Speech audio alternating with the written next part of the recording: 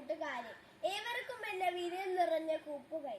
ഞാൻ കാവ്യാഞ്ജലി 4ാം ക്ലാസ്സിൽ പഠിക്കുന്നു. ഇന്ന് ഞാൻ ഇവിടെ പറയാൻ പോകുന്നത് CMI കൊച്ചേട്ടൻ എഴുതിയ അഹിംസയുടെ ആൾരൂപമായ ഗാന്ധി എന്ന പ്രസംഗമാണ്.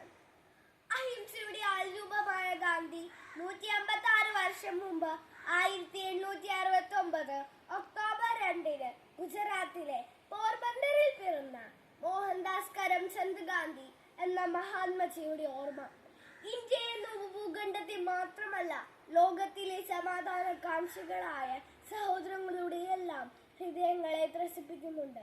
കൂട്ടുകാരെ, ഒക്ടോബർ 2 ഗാന്ധി ജയന്തി, മഹാത്മാഗാന്ധിയുടെ ജന്മദിനം. ലോക മനസ്സിലെ സത്യത്തിന്റെയും അഹിംസയുടെയും ആൾരൂപമായി ഗാന്ധിജി ഇന്ന് വീണ്ടും ഉയർക്കുകയാണ്. ജനകോടികളുടെ മനസ്സിൽ ഗാന്ധിസം എന്ന സമാധാന സന്ദേശമായി. കാലം കാണാൻ കൊതിച്ചുറങ്ങിയ ഒരു സുന്ദര സ്വപ്നമായിരുന്നു ഗാന്ധി.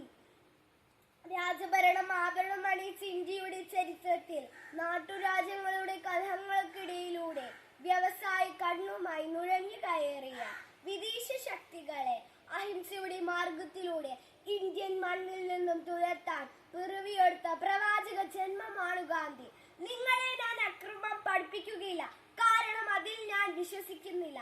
എന്നാൽ ജീവൻ പോയാലും ആരുടെ മുമ്പിലും തല കുനിക്കാതിരിക്കുന്നത് എങ്ങനെയെന്ന് നിങ്ങളെ പഠിപ്പിക്കാൻ എനിക്ക് സാധിക്കും എന്ന് പ്രഖ്യാപിച്ചുകൊണ്ടാണ് ഗാന്ധിജി ഉദാത്തമായ മാനുഷിക മൂല്യങ്ങളുടെ ചലിക്കുന്ന മന്ദിരമായി ഇന്ത്യൻ നാഷണൽ കോൺഗ്രസിന്റെ മുൻനിര നായകനായി സ്വാതന്ത്ര്യ സമരത്തിന്റെ മുന്നണി പോരാളിയായത്.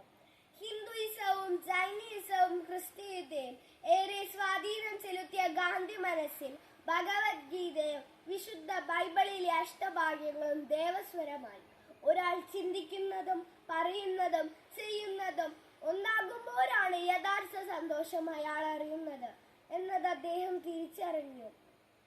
മറ്റുള്ളവർക്ക് സേവനം ചെയ്ത് സ്വയം നഷ്ടപ്പെടുമ്പോഴാണ് നിങ്ങൾ നിങ്ങളെ തിരിച്ചറിയുന്നത് എന്ന ഗാന്ധി സൂക്തം അദ്ദേഹത്തിന്റെ ഹൃദയത്തിൽ നിന്ന് ഊർന്നു വീണതാണ്. ഭാരതത്തിന്റെ ഭാവവും രാഗവും താളവും തന്റെ ഉപവാസത്തിലും പ്രാർത്ഥനയിലും സത്യാഗ്രഹത്തിലും വെളിപ്പെടുത്തിയ ഗാന്ധിജിക്ക് ധാരാളം ശിഷ്യഗണങ്ങളുണ്ടായി.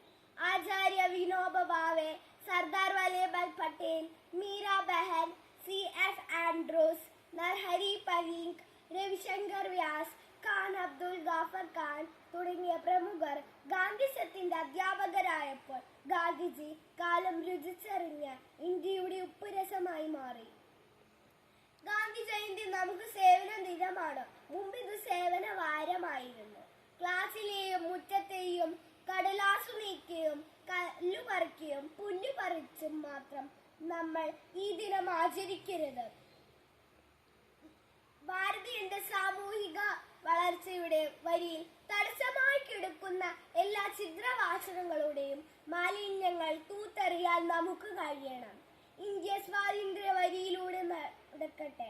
അതിനായി നമുക്ക് നമ്മുടെ സ്കൂളും ക്ലാസും പരിസരവും ലഹരി വിമുക്തമാക്കാം. നമ്മിലെ ദുശീലങ്ങളും ദുഷിച്ച മൂല്യങ്ങളുടെയും ജീർണിപ്പുകൾ തുടച്ചു നീക്കുന്നതിനും ഈ ഗാന്ധി ജയന്തി ദിനത്തിൽ നമുക്ക് തുടക്കമിടാം.